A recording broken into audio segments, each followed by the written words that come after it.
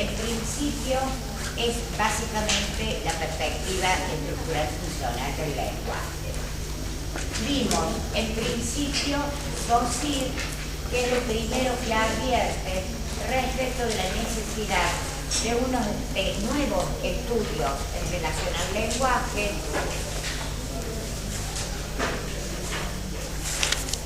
que tengan en cuenta básicamente las relaciones que se establecen entre los elementos, un estudio que no sea de tipo atomista, o sea que considere los elementos de manera aislada, sino que por el contrario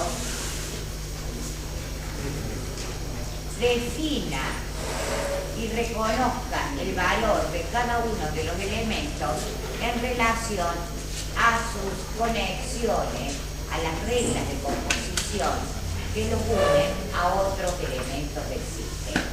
De manera tal que el planteo que hace Saussure puede considerarse un planteo de corte netamente estructural, a pesar de que Saussure no usaba la palabra estructura, sino fundamentalmente la palabra sistema. Saussure propone un análisis estructural que, en términos saussurianos, solo podía ser un análisis de la lengua considerada como un sistema. Ayer, con Miriam,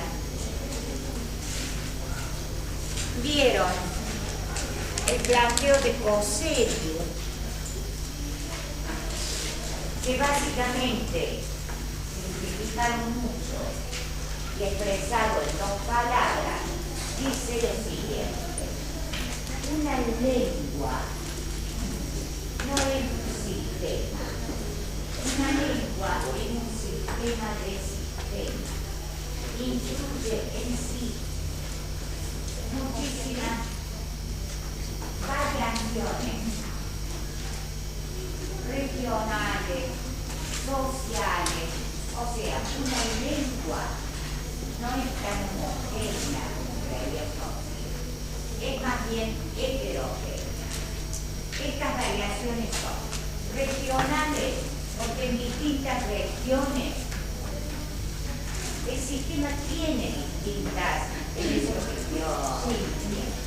en distintas regiones el sistema tiene distintas manifestaciones.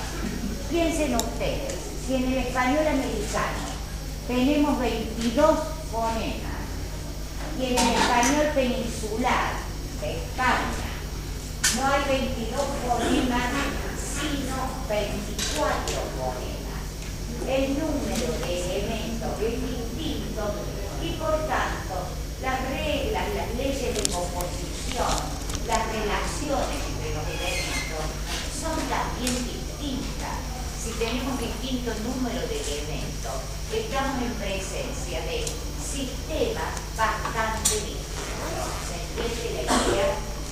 De la misma manera, para nosotros pollera, para los gallegos falta, para nosotros es, no sé, algo de relación, tirar, para los chilenos, los peruanos y los bolivianos es votar, para nosotros coger es un término absolutamente prohibido, para los españoles es un término cotidiano. Esto es, tanto en el plano del léxico, cuanto en el plano fonético-fonológico, cuanto en el plano gramatical, los sistemas no son iguales. Se podría decir que la lengua es un sistema de sistemas que conjunta sistemas que tienen su variabilidad. En la gramática, díganme algún cambio gramatical que depende de la región.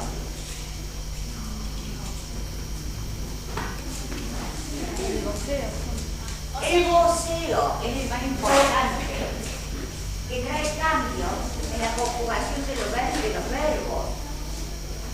Tú haces, en la conjugación de los verbos, tú haces, vos haces. No solo tenemos el pronombre distinto, sino que eso produce transformaciones en la conjugación verbal. Tú amas, vos amás.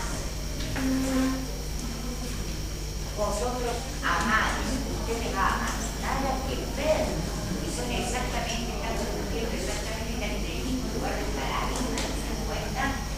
Bien, de manera tal que, desde el punto de vista regional, una lengua varía, una lengua tiene variaciones regionales de lengua. Dos, desde el punto de vista social, las lenguas también varían. Fíjate alguna variación fonética fonológica que sea social, que dependa del grupo social al que pertenece el individuo. La pronunciación a donde es. Perfecto. Calle, no. Perfecto, no. Error. ¿Vale? Sí. Porque no es social, es regional. En Córdoba no hay nadie que diga calle. Pertenece a la clase altísima, pertenece a la clase baja. Dentro del mismo, sería porque Dentro de una región, distintos grupos sociales que actualicen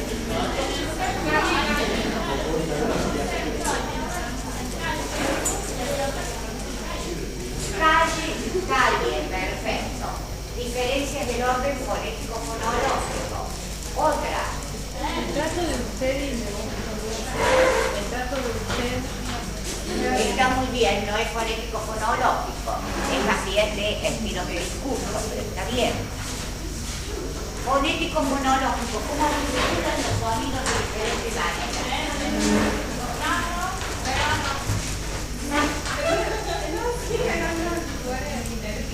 Bien, pero eso es social o regional.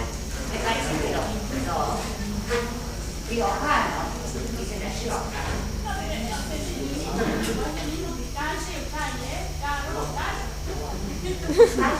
Bueno, puede ser. No está identificado, había que hacer una investigación. Si algo nos falta, y es vergonzante, es una descripción del español hablado en Córdoba. Falta, nadie sabe cómo se habla el español en Córdoba. Y es una investigación, bueno, fonético-fonológica, léxica, gramatical, se puede incluir el plano discursivo también, pero la mayor parte de las provincias tienen lo que implica anexo las descripciones del habla, de su región, y en Córdoba tenemos algunos puntitos, algunas cosas que sabemos que son mínimas. Faltan investigaciones en el tema. Sí. En Chile el vos también se usa bastante, pero en la clase más popular. Y estuve como el tema educado, que sigue la clase más. Y otra cosa que quería preguntarle yo, ¿esto que estamos hablando se refiere a la lengua o al habla? La lengua como sistema estamos hablando. Si tenés 22 fonemas, 24 fonemas, el sistema es. Si tenés, haces y vos haces, todo el sistema de acá cambia toda la conjugación verbal. ¿Están de acuerdo? Bien. Y el caso de Chile es un caso interesante, bien interesante de Chile, porque Chile era voceante en el siglo XIX, era como nosotros, voceaba. ¿Qué fue? La campaña educativa comenzada en las escuelas a mediados del XIX y hacia fines del XIX, que entró fuertemente porque entró por las escuelas públicas, y Andrés Bello, la que, digamos, es el responsable de que hoy Chile, o por lo menos los grupos cultos de Chile, los grupos educados que han pasado por la escuela de Chile, sean estudiantes no voceantes. Justamente por una campaña educativa muy fuerte que se hizo cuando Andrés Bello, un gran dramático español, el más grande dramático latinoamericano, que tuvo unos encontronazos y unas discusiones bien interesantes con Sarmiento, porque Sarmiento decía hay que construir una lengua nacional. Nos hemos independizado de España, pero seguimos hablando exactamente la misma lengua. Qué cosa de loco. Realmente, si queremos construir y alejarnos de España católica, conservadora, recalcitrante, si queremos realmente construir una identidad unidad nacional y una nación, lo primero que hay que hacer hay que construir una lengua propia. Entonces, le demos paso, le demos cauce a estas innovaciones propias de determinados países. Y Andrés Bello, por el contrario, planteaba que había que mantener la unidad del español americano. Entonces, que todos teníamos que seguir la norma de la Real Academia Española. Y Sarmiento decía, es monárquica, de ninguna manera, contra toda monarquía, el eje de Sarmiento, el centro de atención, el objetivo civilizatorio era Estados Unidos, lógicamente. Entonces, pugnaba por una lengua nacional que se impusiera con la fuerza y con la sangre en todo el territorio. Había que tener una lengua nacional, por tanto, había que abolir todas las lenguas nativas del país. Y si no se podían abolir las lenguas nativas del país, abolir al monárquico si era necesario. Claro. Pero por eso Chile hoy putea, a pesar de que era poseante como Uruguay y como Argentina. Toda lengua tiene variaciones regionales, variaciones sociales dentro de una región. Una lengua varía también desde la perspectiva social. Y también hay un tercer tipo de variaciones. ¿Cuáles son esas?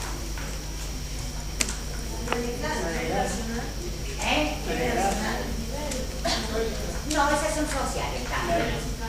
Las de estilo, porque distintos grupos nacionales son distintos grupos sociales también, se incluyen dentro de los grupos sociales. Las variaciones de estilo. El habla formal es bien diferente al habla informal. Y hay toda una continuidad entre el habla formal y el habla informal, una continuidad que desde el discurso íntimo, desde el discurso amoroso, desde el discurso del compinchismo, hasta el discurso académico o la lengua escrita, desde la oralidad a la escritura. Hay una diferencia muy grande. De manera tal que, sí. A mí no me quedó bien claro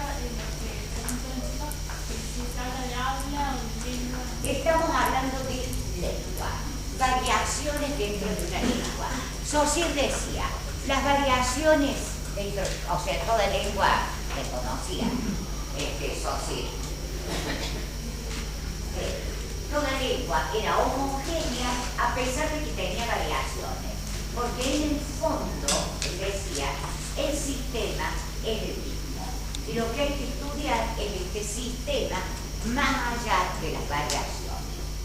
Ahora bien, sí. Entonces, con este estilo, ¿sería sinónimo de registro? Sí, registro. Distintos modos de habla. Todo individuo tiene a su disposición diferentes registros. Todo individuo.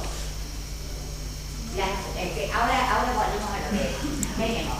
Diferencias de región, diferencias regionales o diferencias geográficas, que son lo que se llama diferencias diatópicas. Dia, a través, topus, lugar. Diferencias que dependen del lugar.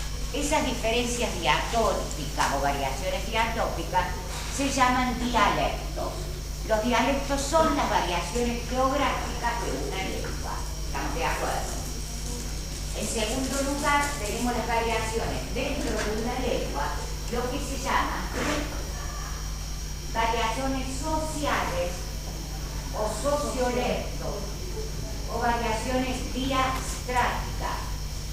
Dia, a través, strato de estrato social. ¿Sí? Y en tercer lugar, tenemos estas variaciones de registro.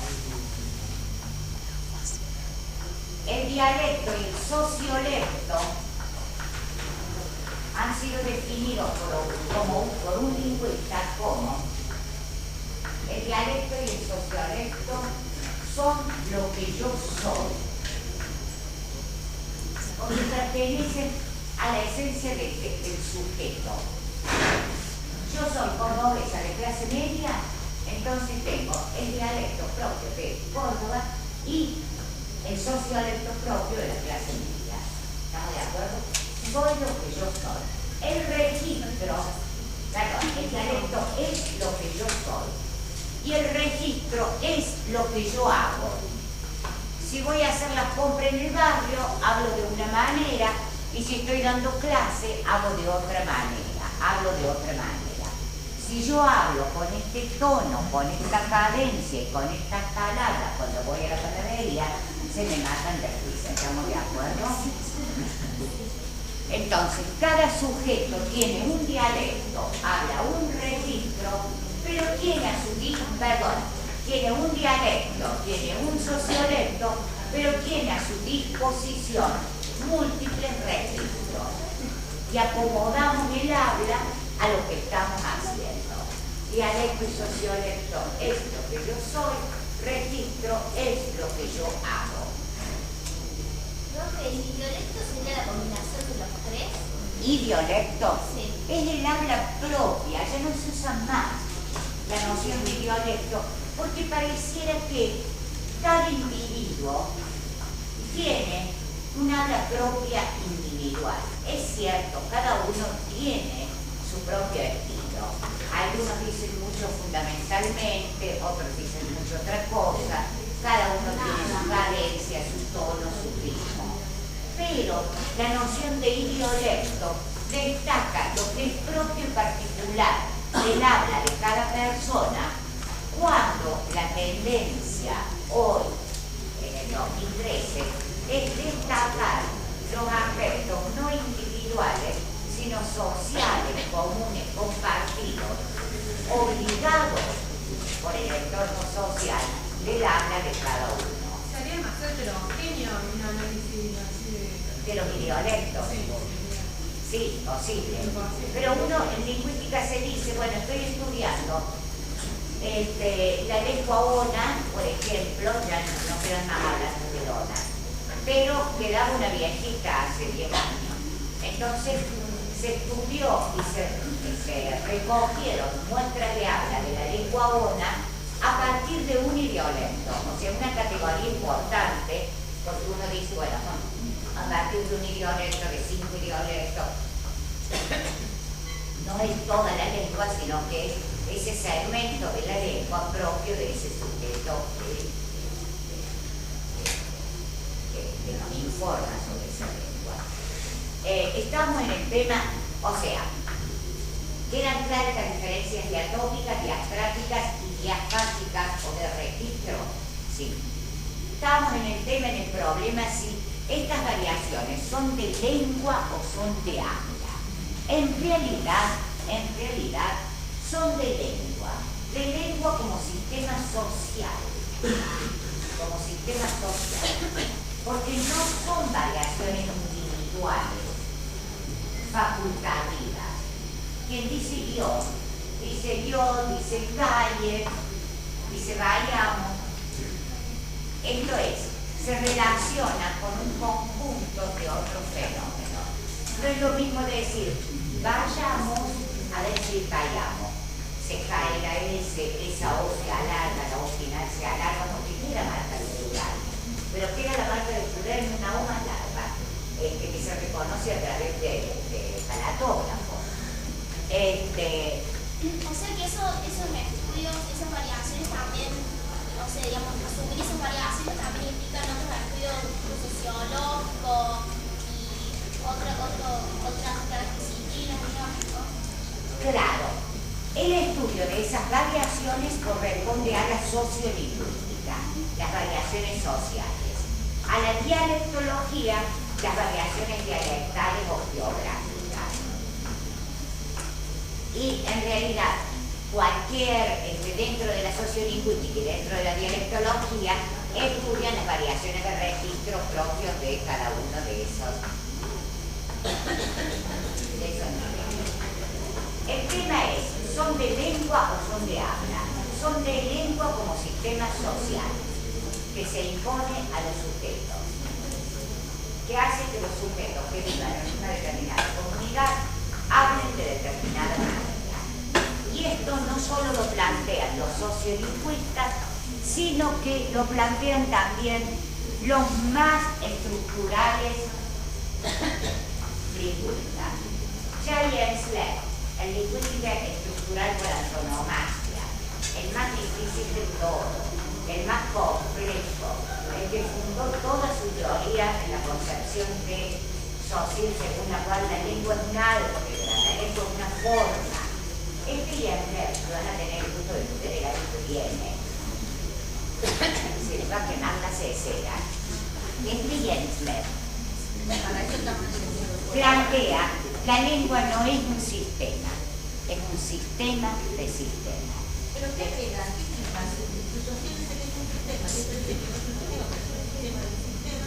Es un sistema de sistemas. Chiquita, cambia todo.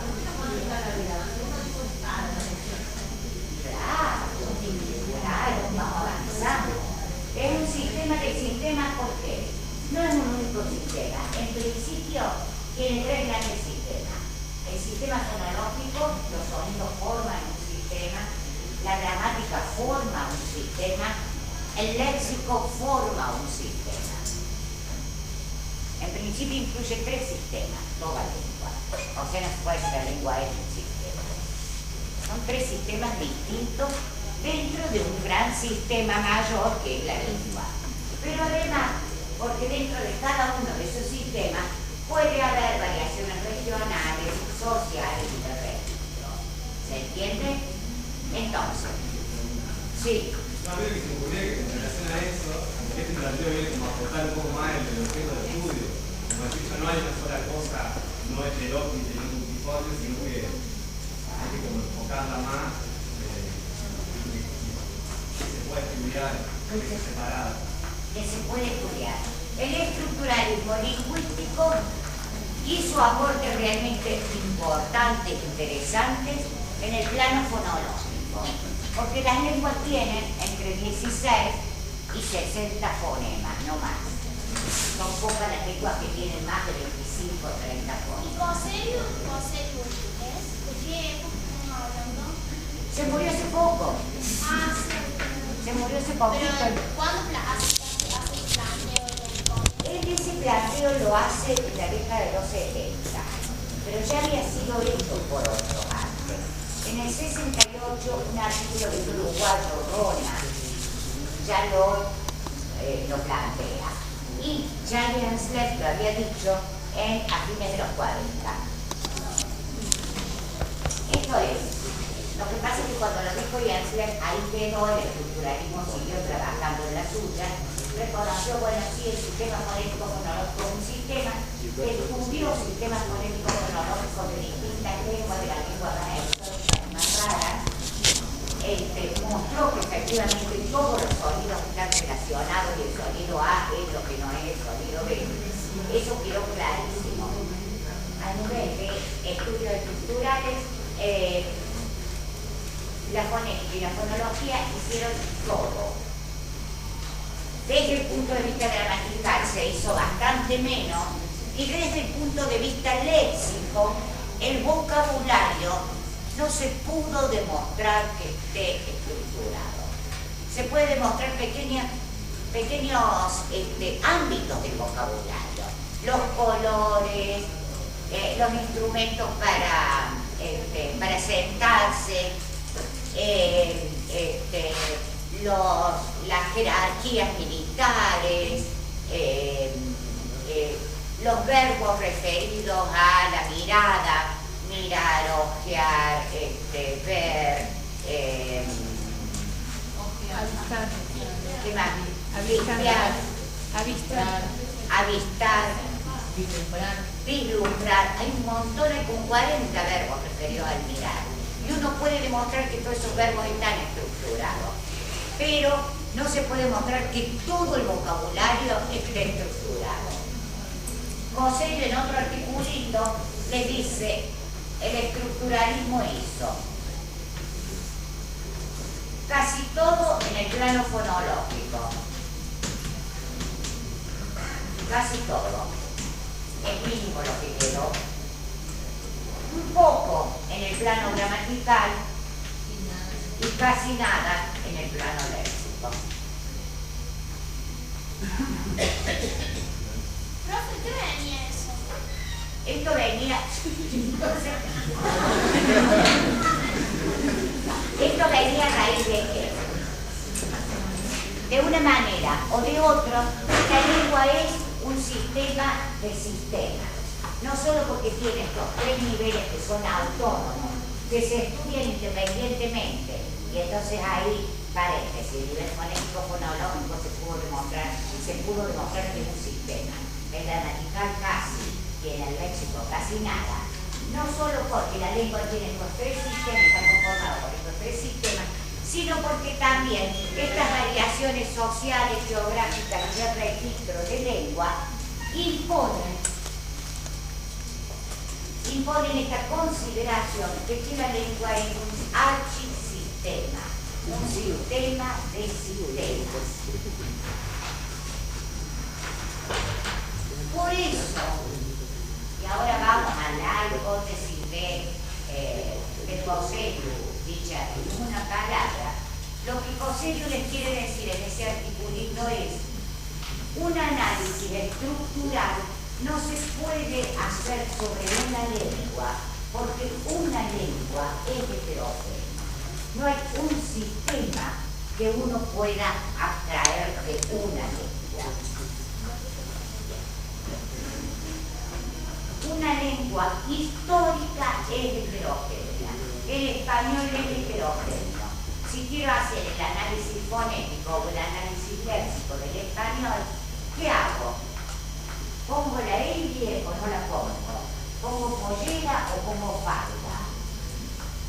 Si son dos elementos que no están en oposición, sino que por el contrario, están superpuestos, o es el uno o es el otro.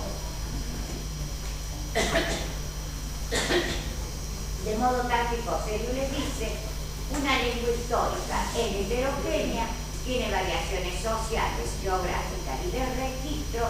Un análisis estructural no se puede hacer sobre una lengua histórica, un análisis estructural se debe hacer sobre una lengua funcional, no una lengua histórica, el español, acepta, sino sobre una lengua funcional. ¿Por qué? ¿Porque se pierden datos? No, una lengua histórica tiene tantos datos que te perdés vos. ¿Pongo la L o no la pongo? Y antes de que no sea funcional de lengua, también se pierden los detalles para hacer el estudio de la lengua como Sí, si una perspectiva funcional. O sea, cuando se estudia lengua histórica, política funcional, porque eso no es funcional, hay cosas que se pierden, digamos, ahí dentro de eso de analizar todos los sistemas de la lengua. Porque eso no se utiliza, no se puede saber. No entiendo la pregunta.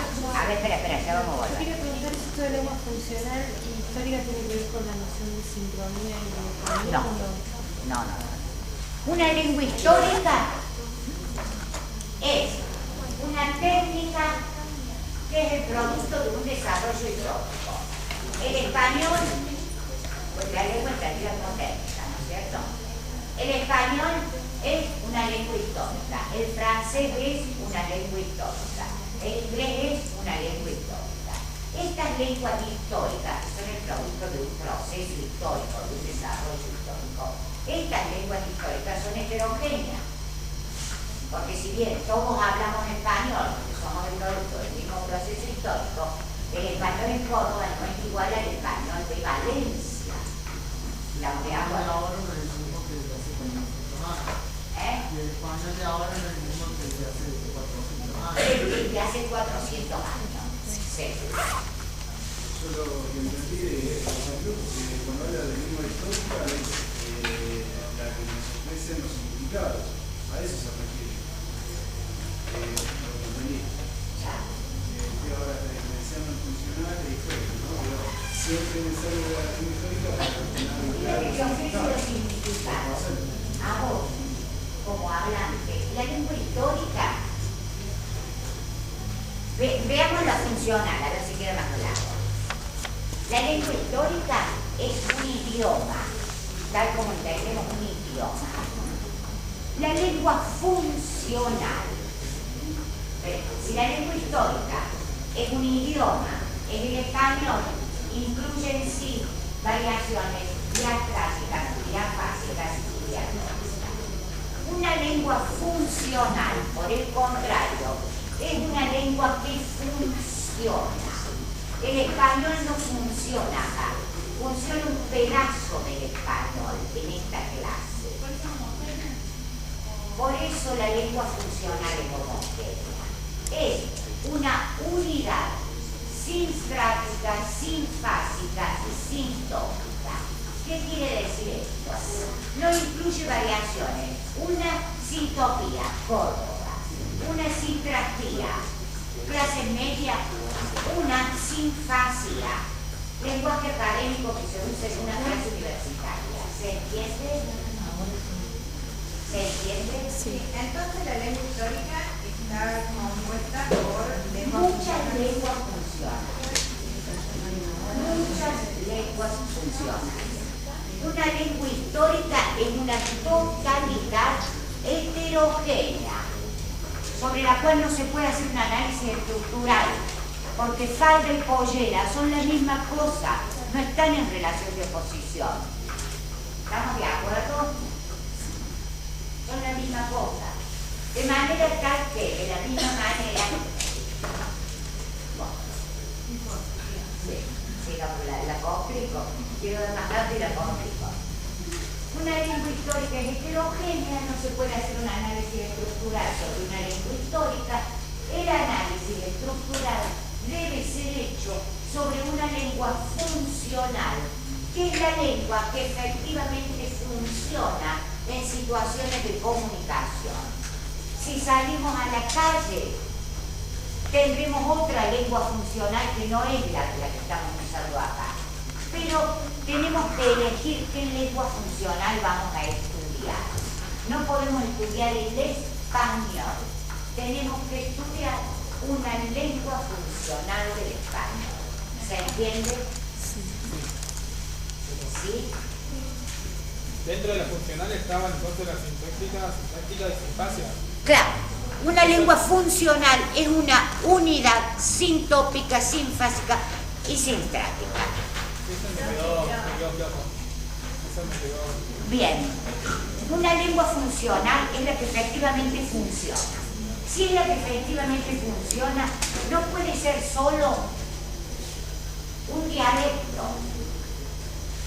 el cordobés, porque el cordobés como dialecto funciona siempre dentro de un sociolecto y en relación a un registro. No existe, no podemos hablar en cordobés, tenemos que hablar en cordobés de clase media, en registro cuidado, o cordobés de clase baja, en registro cuidado, o cordobés de clase media, en registro de cuidado informal o lo que fuera. ¿Sí? Lo que efectivamente funciona, la lengua que esté en funcionamiento en cualquier acto de habla, es siempre una lengua funcional, o sea, una unidad que pertenece a una sintopía, a una sintaxia y a un registro. O sea que es más específico, se va a hacer más específico de Claro. Se pierde todo lo otro. No me interesa si, qué sé yo, si los porteños dicen calle o si los santiagueños dicen sandía. O los riojanos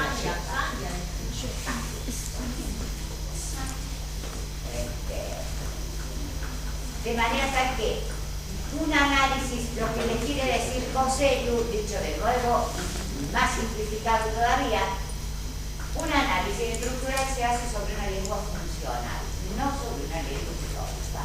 ¿Por qué? Porque una lengua funcional es homogénea y una lengua histórica es heterogénea. ¿Sí? ¿Estamos? ¿Volvemos sobre esto? Ya. O sea, Ahora, no, tengo una pregunta. Respecto al uso de una lengua histórica, se tendría que ser sobre cada una de las lenguas vigentes. para tener un panorama completo de una lengua histórica, uno tendría que tener descritas todas las lenguas funcionales.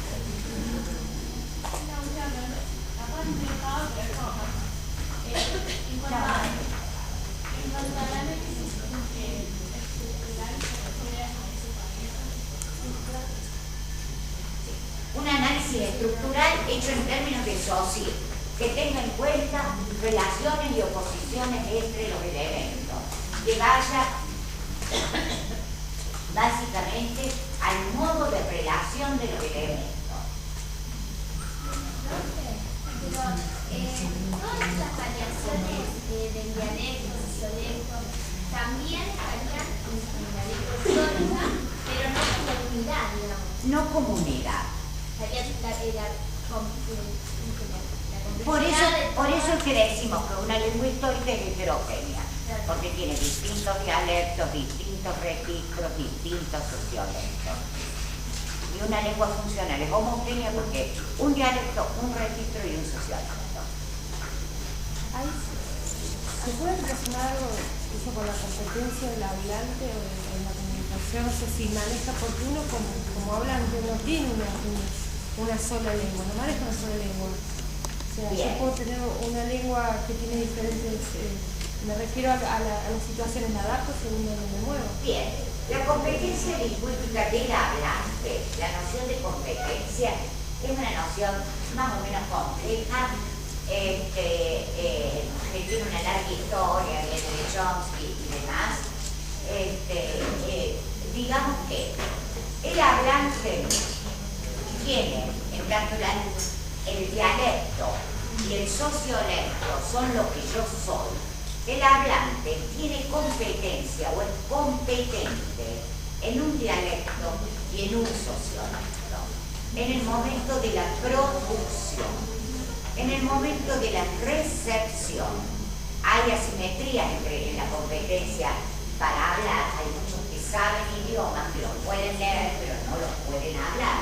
Es más, siempre sabemos, entendemos más palabras de las que efectivamente podemos pronunciar. No se nos ocurre usar determinadas palabras en nuestro discurso, en el lenguaje cotidiano, pero si las leemos, las entendemos. O sea, lo que se llama competencia activa y competencia pasiva. La competencia de producción y la competencia de recepción. En general, y muy en general porque hay excepciones, y cada vez son más las excepciones, en general los hablantes son competentes en producción en un dialecto y un sociolecto.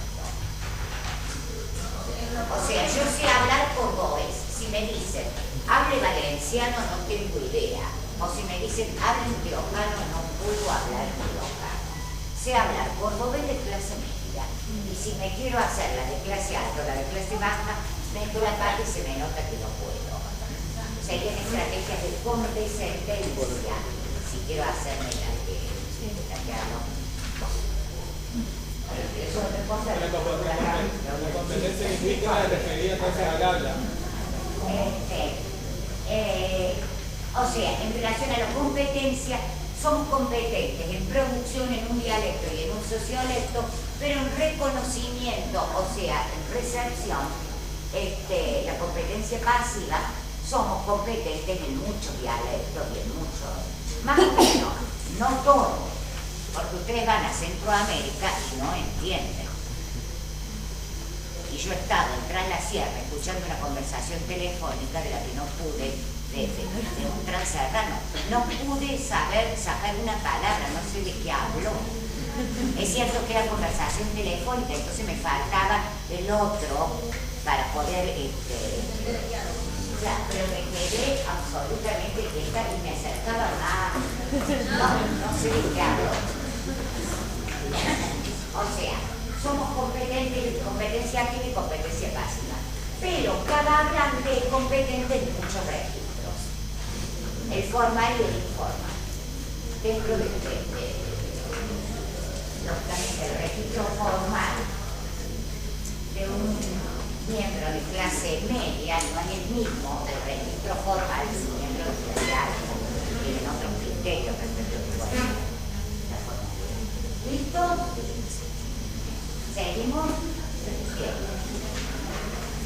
Entonces tenemos, por un lado, Saussure que propone el estudio de la lengua como sistema, por otro lado, otro conjunto de lingüistas que vimos a través de conceptos que dice, ojito, no se puede estudiar la lengua como un sistema, una lengua histórica como un sistema, sino que el lingüista tiene que hacer todavía más recortes. Si ya Saussure había recortado toda la historia, todo lo social, todo lo antropológico, todo el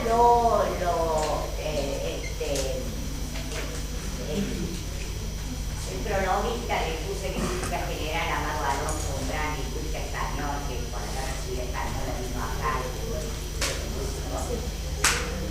en la UBA y que revolucionó la lingüística en Argentina. El prologuista que ustedes tienen de Editorial Lozada, que es interesante el prólogo de Saussure, dice, tuvo que recortar la historia, la cultura y el espíritu, él es idealista. Lo que sea, la cuestión es que ya Saussure, para decir el lingüista tiene que estudiar la lengua como sistema, le quitó al lingüista la posibilidad de injerencia en el planteo histórico, en el planteo sociológico, en todo lo que sea psicología individual y después la lingüística dentro de la psicología social.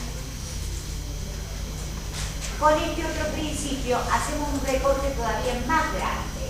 Un estudio estructural no solo tiene que hacer ese recorte, sino que también tiene que recortar un espacio geográfico, un espacio social y un registro, un tipo de actividad que se está llevando a cabo.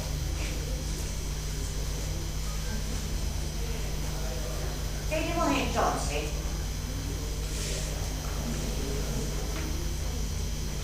un estructuralismo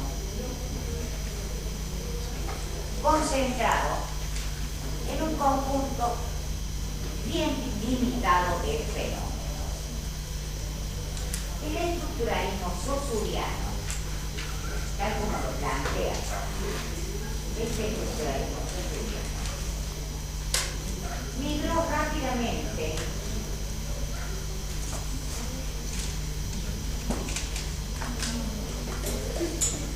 al plano de la fonología. Y los fonólogos de Praga, huidos de la Revolución Rusa del 17, eran todos rusos. Incluso el más importante de ellos, Rubén Coix, era príncipe, emparejado directamente con el zar Nicolás. Estos lingüistas rusos emigraron con la Revolución Rusa a Praga, se instalan en Praga y comienzan una serie de estudios de fonología, de literatura popular, de literatura eslava, de poética, y justamente como estaban muy interesados por el problema de la lengua poética, se concentran en el estudio de los sonidos del lenguaje. Descubren a Saussure y se ubican dentro de la línea saussuriana proponiendo un estudio estructural de los sonidos del lenguaje. El lenguaje entonces se toma uno de estos sistemas, el sistema fonético-fonológico, y proponen estudiarlo desde una perspectiva estructural. El estudio desde una perspectiva estructural de los sonidos del lenguaje implica partir de la distinción saussuriana de dos distinciones saussurianas: la distinción lengua y habla y la distinción significado y significante. Y estos fonólogos de Praga dicen, tanto en el plano de la lengua, cuanto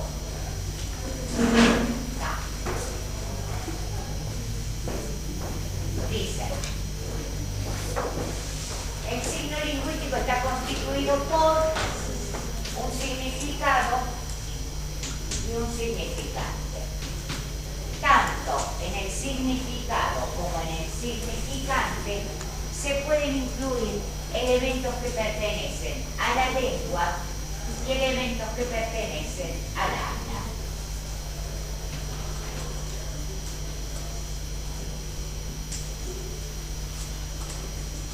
Ellos están preocupados por el estudio del significante y dicen que el estudio del significante debe hacerse desde una perspectiva de la lengua o desde una perspectiva del habla. No hay que confundir estos dos principios. Desde una perspectiva de la lengua se estudiarán los significantes teniendo en cuenta sus relaciones entre sí y la función que cumplen en la comunicación. Mientras que desde la perspectiva del habla ya no se atiende a la función que cumple el significante en la comunicación, sino que se atiende básicamente a cuáles son, cómo se produjeron y cómo son percibidos los sonidos del habla. ¿Cuáles son los sonidos del habla? ¿Cuáles son los sonidos del habla? Cuando alguien habla, ¿qué sonidos aparecen? ¿Cómo se articulan esos sonidos? ¿Cómo son resaltados esos sonidos en la aparato del oído humano? De manera tal que el estudio del significante admite dos disciplinas bien distintas. Una disciplina propiamente lingüística que estudiará los significantes en la lengua como un sistema, que es la fonología, y una disciplina que ya no es propiamente lingüística, sino que engancha, articula, es un lugar en el que participan otras disciplinas, que es la fonética. La fonética requiere, no es exclusivamente lingüística, porque requiere del biólogo que nos diga cómo se articula, cómo está conformado el sistema fonador, del físico que nos diga qué pasa con las ondas sonoras que salen de la boca de A y que llegan hasta el oído de B, requiere de otros especialistas de las ciencias físicas y naturales, los especialistas en sonido.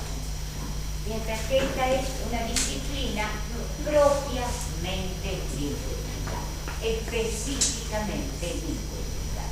Ya vamos a profundizar esta distinción, ya vamos a ver con más claridad el planteo fonológico que es propiamente lingüístico.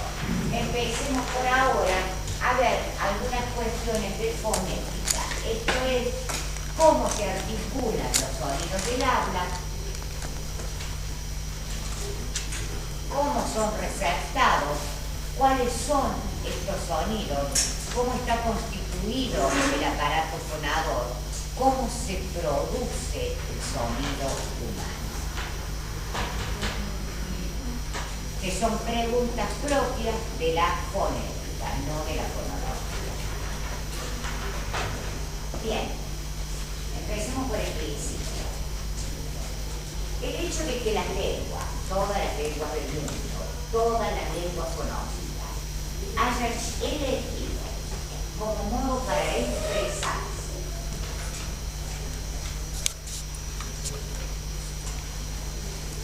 lo fonético acústico es, por un lado, azaroso, porque de ninguna manera existen órganos exclusivos para la articulación del sonido. para la emisión de sonido. Todos los órganos que intervienen en la emisión de los sonidos sirven primeramente para otra cosa. La boca sirve para comer, para qué más sirve la boca. Para hablar en segundo lugar, pero en primer lugar para comer. Los pulmones sirven básicamente para respirar. La lengua para degustar los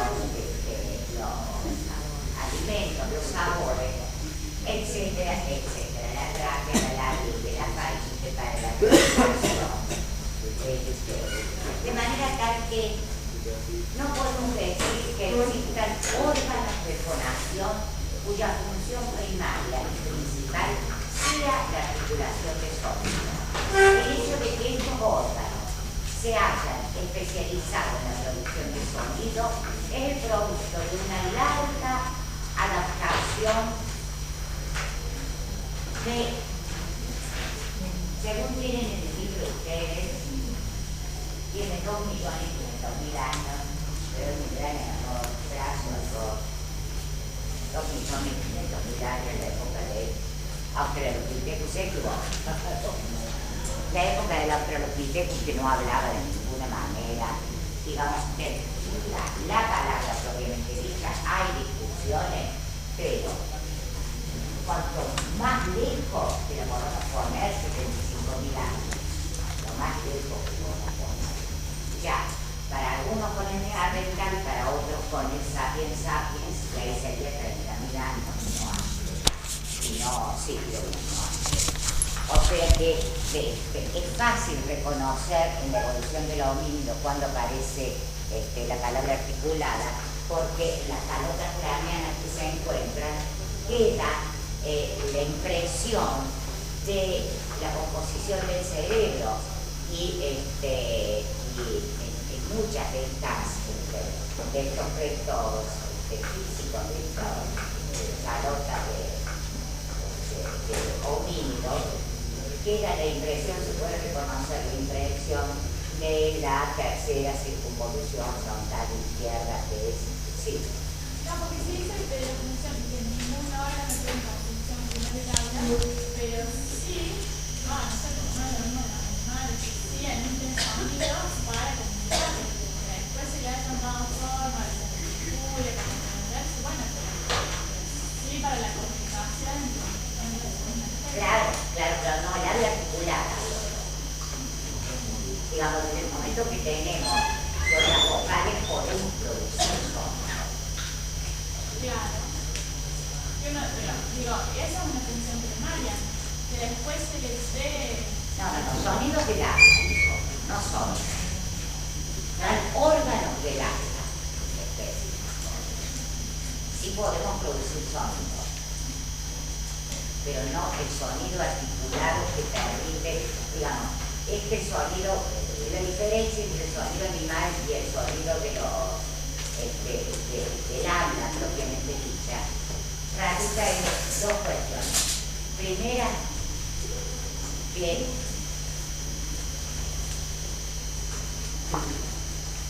el habla es simultánea a la respiración.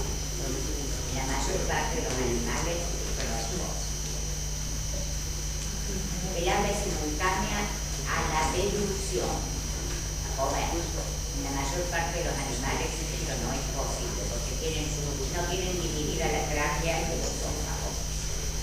Nosotros tenemos dos cañitos que por ahí comemos algo, nos equivocamos y nos ahogamos, uno por el otro cañito.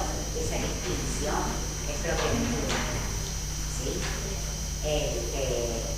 Y en tercer lugar, no solo la composición de la laringe, la posición de la laringe, las cuerdas vocales, permiten que ese sonido articulado sea un sonido muy mensurado, muy mensurado, muy mensurado, que no es posible en los animales. De hecho, cuando se intentó hacer hablar a los monos, rápidamente se dejó de intentar que hablaran. Se les enseñó el sistema de señas, porque bueno, porque no tienen el aparato sonador, no tienen algunos de estos datos en la cultura. Es como medio por ahí exagerado, por decirlo de una manera, decir que es azaroso, porque tal vez, ¿cómo hablaríamos si no fuera gracias a todos esos órganos? ¿Con qué otro órgano utilizaríamos? Podríamos imaginarnos, o sea, el lenguaje implica dos planos, eso sabemos, significados y significantes. Para que haya lenguaje tiene que haber significados que de alguna manera se expresen a través de algún significante, porque si no ese significado no se transmite. ¿Se puede apagar el micrófono? ¿Por? Porque se ruido. Ni sabía que estaba prendido.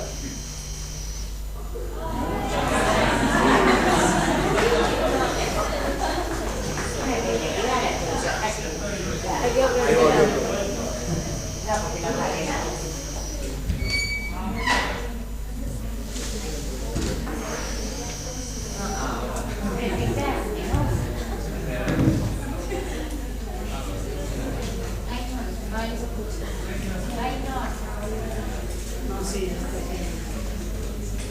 Pero aquí no sé qué estábamos diciendo. ¿Qué era lo que estábamos diciendo? Qué exagerado decir que era azaroso. Sí, para que haya lenguaje tiene que haber significado y significante. Podríamos haber elegido como modo de expresión no los sonidos, sino los gestos, la mímica, el cuerpo, dibujos. Sin embargo, hemos elegido el uso de expresiones o señales acústicas y vocales, porque no azaroso, porque resultaba desde una perspectiva semiótica más económico, más productivo, más efectivo, más fácil, pero podríamos haber elegido cualquier otro medio de expresión de los significados. Es como que entonces el cuerpo no estuviera preparado para hablar, como que por más... No, lo que queremos decir es que es el producto de una evolución. Que no es que Claro, pero podríamos... el hombre se define como sujeto hablante y entonces no. Podríamos Se ha haber tenido elegido que no bajar hablar. la tráquea, se ha tenido que ampliar la tráquea, se ha tenido que desarrollar las cuerdas vocales, ha tenido que la lengua que adquirir una movilidad increíble, tuvo que aparecer el esófago para que no se confunda con la tráquea y que podamos hablar. O sea, ¿por qué le decimos esto? Porque es más eficiente, más económico. En la Biblia ustedes tienen, dice, desde una perspectiva ergonómica. La ergonomía es la ciencia que estudia los ambientes más hospitalarios para el trabajo, para que produzcan mejor los empleados, que si la silla tiene que ser así, que si es conveniente la luz blanca, la luz amarilla, digamos, es lo más hospitalario, más productivo para lograr el fin que buscamos, que es comunicarnos de alguna manera. No es azaroso en ese sentido, pero podríamos haber optado, digamos, en principio, en virtualidad estaban todas las opciones. ¿Por qué optamos o por qué es más productivo o es más ergonómico el uso de señales acústico-vocales? Por una serie de razones. En principio,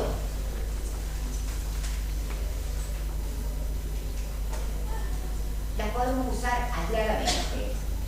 Dejamos el cuerpo en libertad. Al dejar el cuerpo en libertad, podemos trabajar, recolectar hierbas, cazar, podemos hacer una serie de otras funciones necesarias para la supervivencia de la vida y de las comunidades al mismo tiempo que hablamos. El uso, digamos, deja libre el uso del cuerpo, el uso de las manos, el uso de las piernas, porque también podremos imaginarnos un lenguaje. También la visual, en condiciones extremas, el lenguaje es posible.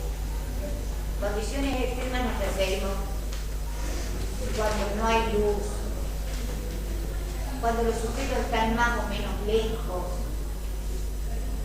cuando los sujetos están dispersos. Si fuera por mímica o por gestos, deberíamos estar todos mirando hacia el interlocutor.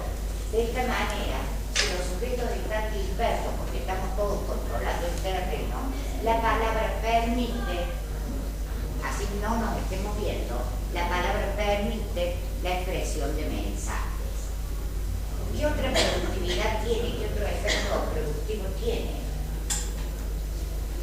Que no se insiste tanto en esto, y es bien interesante, para mí es el más interesante. Al ser tan flexible, permite grandes modulaciones. En la Biblia lo tienen en estos términos, pero no tienen esto que voy a decir ahora, que para mí es lo más interesante. Estas múltiples modulaciones permiten que un mismo mensaje, hoy estoy cansado, tenga distintos matices en algo. Hoy estoy cansado. Hoy estoy cansado. Estoy cansado. Digamos, un recurso utilizado en teatro es una misma expresión dicha, digamos, que dé lugar a distintos mensajes. Jacobson, un gran lingüista y semiólogo de Praga, se admiró cuando ¿cómo se llama este actor de teatro ruso tan famoso? Que se los nombro, lo han sentido nombrar. ¿Cómo se llama? Él lo cita. Bueno, hay un actor de teatro famosísimo, que uno que no conoce ningún actor de teatro ruso, a él se lo conoce. Bueno, Jacobson se admiraba cuando comentaba que había escuchado la misma frase que dio lugar a 200 mensajes distintos por parte de este actor. 200 mensajes distintos. Una frase cualquiera. Entonces, esta capacidad de decir lo mismo pero no decir lo mismo, decir y aludir, decir con un matiz más íntimo, más enojado, más violento, más distante, más afectivo, menos afectivo. Todo esto es posible solo por, digamos, son posibilidades que ofrece solo el lenguaje articulado, que da desde el grito hasta el cuchicheo, el humor, etc.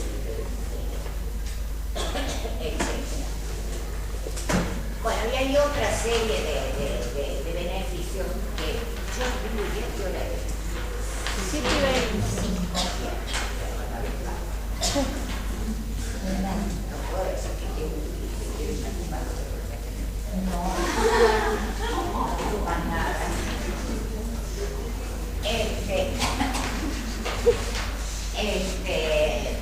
¿En qué estábamos? Entonces, bueno, elegimos este sistema fonético, fonológico para comunicarnos, que es el producto de una larga y compleja evolución. Hasta ahí estamos. Bien. ¿Cómo se forma el sonido articulado?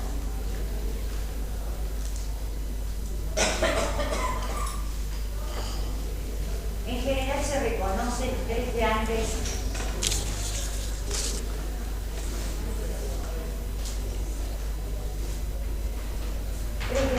partes en la formación del sonido articulado. Por un lado tenemos los pulmones,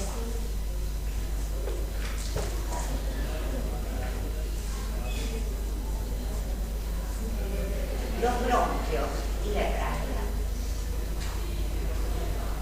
Pulmones, bronquios y tráquea, cada uno tiene, son todos, que decimos, tienen otra función. La respiración fundamental. El aire,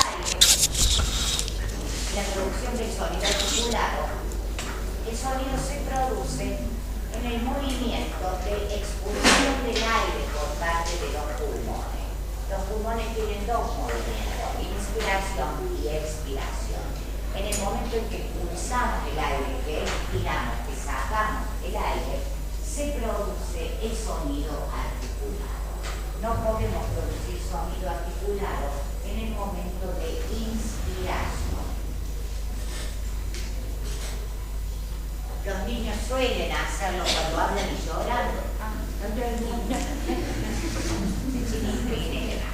Pero en general, el momento en el que se produce el sonido articulado es en el momento de expiración, cuando el aire sale de los pulmones. El aire sale de los pulmones, pasa por los bronquios y llega a la tráquea. Este primer segmento de producción del sonido articulado se llama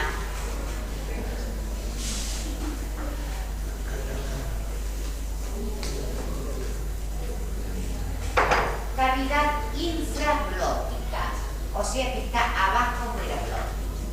Tenemos los pulmones, los bronquios y la tráquea.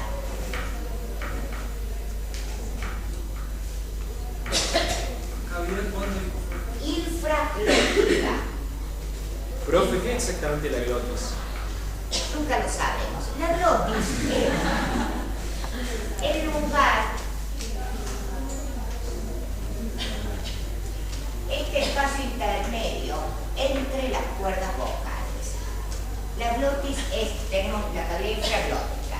La glotis, que es en la laringe, se encuentran ubicadas las cuerdas vocales, que son dos tendones que están en posición antero-posterior. No están así las cuerdas vocales, todo el mundo cree que están así, no están así las cuerdas vocales, justamente porque se mueven cuando pasa el aire, en posición antero-posterior, unidas a los aritenoides y a la tiroides.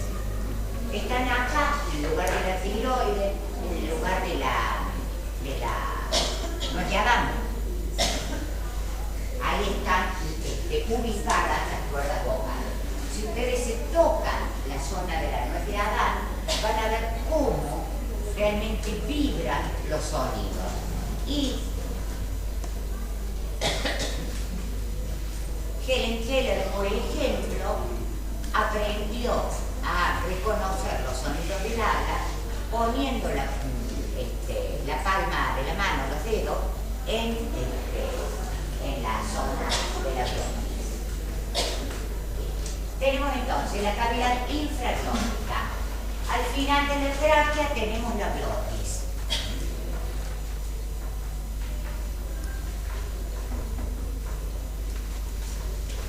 Que se ubica dentro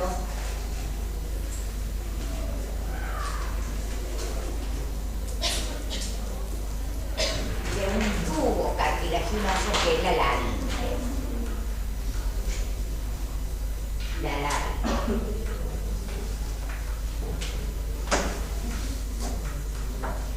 El aire pasa entonces por la glotis. Si las cuerdas vocales vibran, el sonido que se produce es un sonido sonoro, fácilmente receptable. Si las cuerdas vocales no vibran y se mantienen tensas, el sonido es sordo. Las vocales son los sonidos más sonoros en cualquier lengua, por lo tanto los más perceptibles. Esto es que tienen mayor vibración de las cuerdas vocales por unidad de tiempo. La A, E, I son re sonoras. Dentro de las consonantes más sonoras que tenemos, ¿cuáles son? Que en alguna lengua incluso son La R. La R. En algunas lenguas son vocales o semivocales. R, L, ¿qué más? S. S, ¿qué más? No, la S no es sorda. La J. Sí, no es que se pone la pronunciación vocal. Pone, decir y decir. Tócate acá. A ver La si- M. Si si vibran o no. Gracias. No vibran nada, se ponen así loca, tensa. Tensa.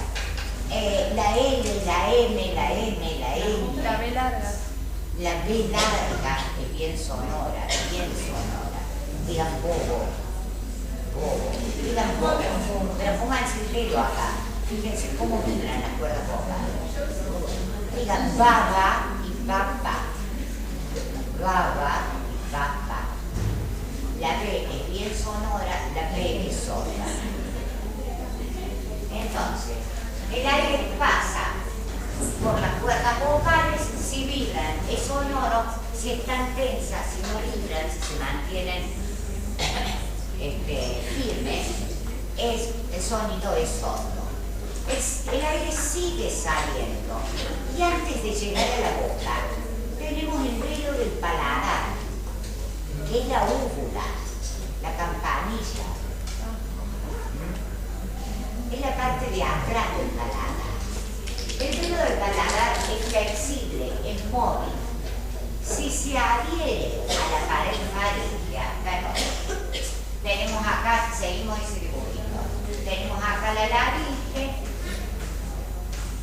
pasamos a la faringe, y acá llegamos a un lugar que no puedo dibujar porque no me sale, pero ya aquí estamos en la boca. Tenemos el velo del paladar. Si el velo del paladar se adhiere a la pared faríngea, esto es, si la campanilla se viene para acá, se adhiere a la pared faríngea, tapa las fosas nasales y el aire sale por la boca, no sale nada por la nariz. Si queda suelto de la pared faríngea, el aire sale por la nariz y tenemos los sonidos orales o nasales. Nasales, cuando el aire sale por la nariz, como por ejemplo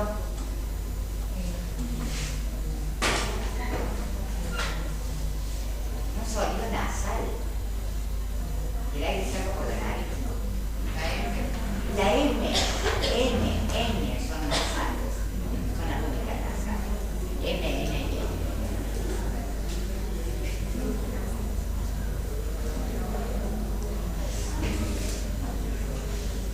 ¿Se entiende?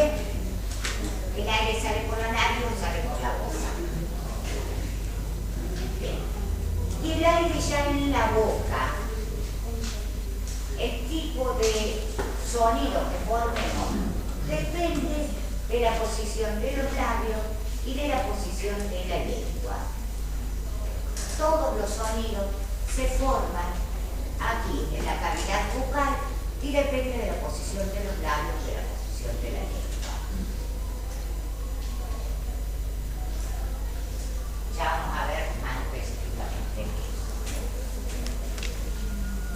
De manera que el sonido articulado se forma en el momento de expulsión del aire, cuando el aire sale de los pulmones, pasa por los bronquios, la tráquea. El primer obstáculo que tiene son las cuerdas vocales, ahí se produce la gran divisoria de los sonidos del lenguaje sonoro, el aire sigue. Según la posición del velo del paladar, los sonidos son orales o nasales, y ya en la cavidad bucal se establecen las distinciones más finas entre los sonidos. Si tenemos en cuenta estos elementos que tenemos hasta ahora, podemos decir que hay dos grandes tipos de sonidos, vocales y consonantes. ¿Cuál es la diferencia entre ellos? La vocal siempre va a ser abierta. Abierta. ¿Qué queremos decir con esto de que la vocal siempre va a ser abierta? Que es sonora. ¿Qué sonora? ¿Qué más? Que abrís la boca. Que abrís la boca, perfecto. ¿Qué más? Que no hay obstáculo. La característica de la vocal en oposición a la consonante es que la vocal no tiene obstáculo para el paso del aire. Está bien eso, abrir la boca. Es abierta. No hay ningún obstáculo para el paso del aire. En la consonante siempre hay al menos un obstáculo para el paso del aire. O puede estar directamente cerrado el canal vocal, como la P. La F. La F sale fricando, por eso es frica. Sale rozando la ventrícula. Entonces, la primera gran distinción que tenemos es vocales y consonantes. Las vocales se caracterizan porque no hay obstáculos, porque son los sonidos más sonoros de una lengua, o sea, tienen mayor vibración de las cuerdas vocales por unidad de tiempo, y justamente como son los más sonoros, son porque no tienen ningún obstáculo, son los más perceptibles, y justamente por todas estas razones son los únicos que pueden ser nucleosilábicos, o sea, los únicos que pueden estar acentuados. El acento recae siempre sobre una vocal. Las consonantes, por el contrario, tienen todas las características opuestas. Tienen obstáculos siempre para la salida del aire, son mucho menos sonoras, son menos perceptibles y no pueden ser centrosilábicos ni pueden ser acentuadas. Veamos dos generalidades sobre las vocales.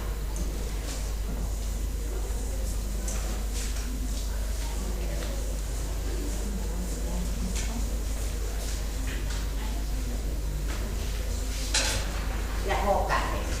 Hay tres vocales como básicas, nucleares, centrales, que, según dicen algunos lingüistas, son universales, no faltan en ninguna lengua.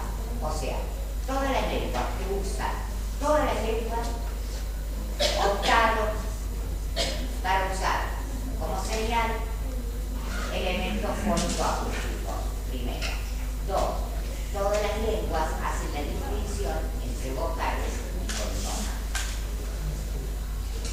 Tres, las vocales que están presentes necesariamente en todas las lenguas son tres: A, I, U. A, I, U.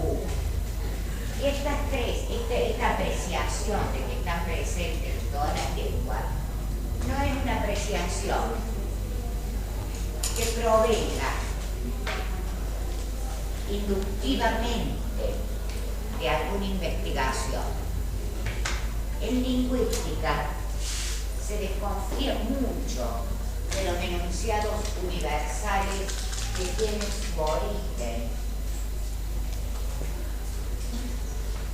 en el estudio de lenguas en particular, porque hay tantas lenguas que todavía no están escritas, que siempre es posible llamar esta una lengua y que eche por tierra el valor de verdad de todo el enunciado que se había planteado inductivamente.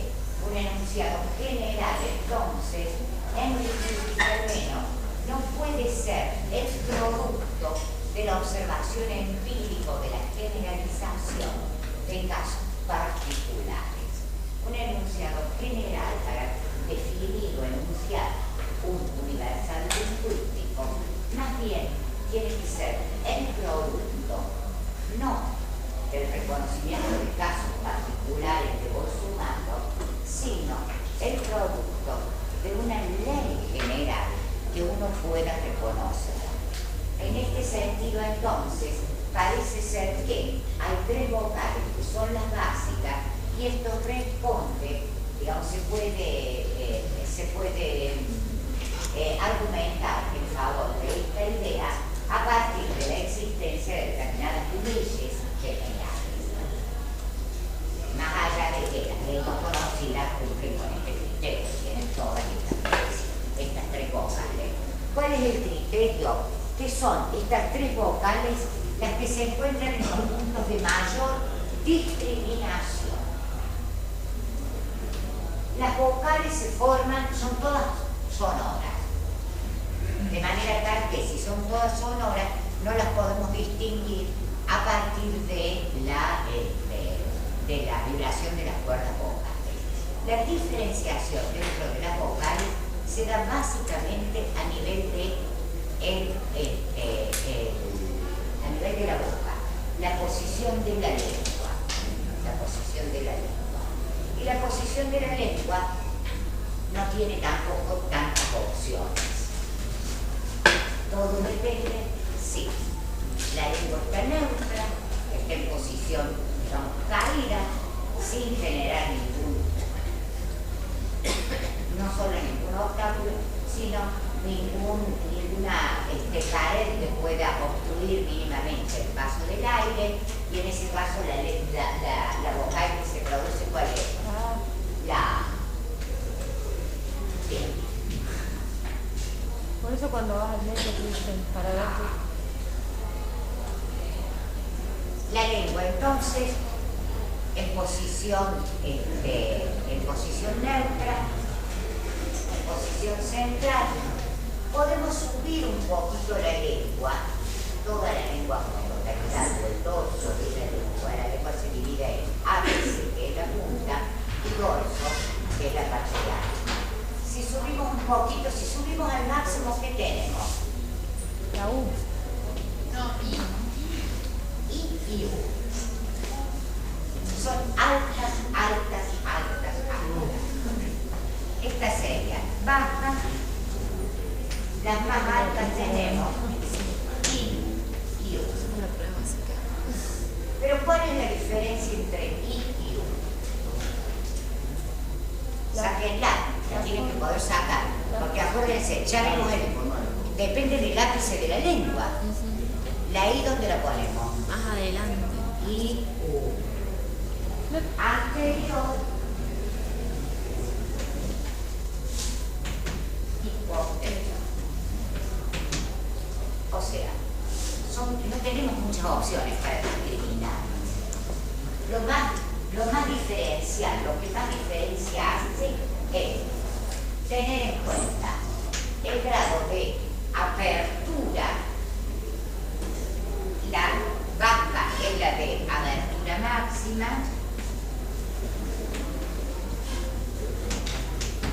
y la alta es la de abertura mínima.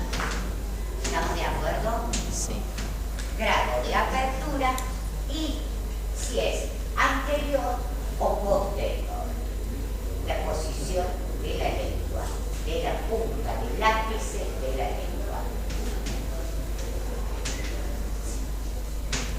Según el grado de abertura y según la posición de la lengua, son los dos criterios básicos para definir a las vocales. Según estos dos criterios, los de mayor diferenciación son A y U. Y la E y la O son de abertura media